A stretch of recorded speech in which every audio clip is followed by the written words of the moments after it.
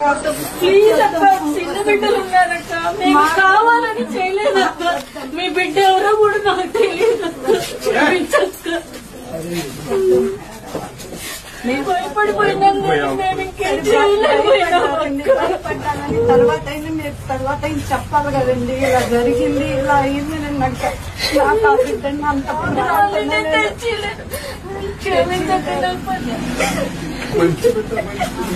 మంచి కుటుంబం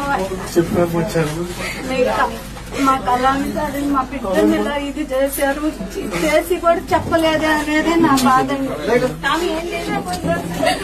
మా బిడ్డని క్షమించి మమ్మల్ని క్షమించిండు. మా బిడ్డని క్షమించి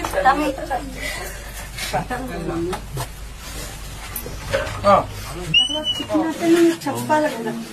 అమ్మ, మా వల్ల ఇలా తప్పు అయిపోయింది, మేము కావాలని చేయలేదు, మీ బిడ్డ ఎవరో మాకు తెలియదు కదా, మేము ఇలా చేయలేదు, మీ బిడ్డని ఇలా అనుకున్నారని మాకు తెలియదు అని మేము మాట్లాడలేదనేది మా కడుపులో బాధ.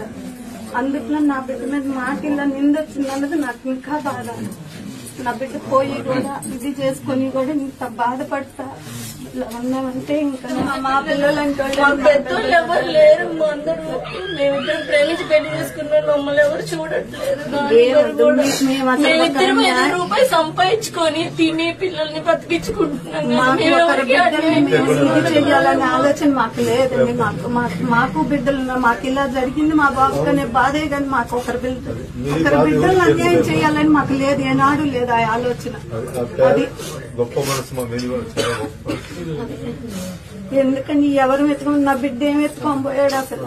ఓల్డ్ ఏజ్ వాళ్ళకి బాధ ఉండదు పాపం. ఒక 70-60 ఏళ్ళు 70 ఏళ్ళు ఏదో అనుకుంటా పాపం. చిన్న వయసు మంచి పిల్లలు.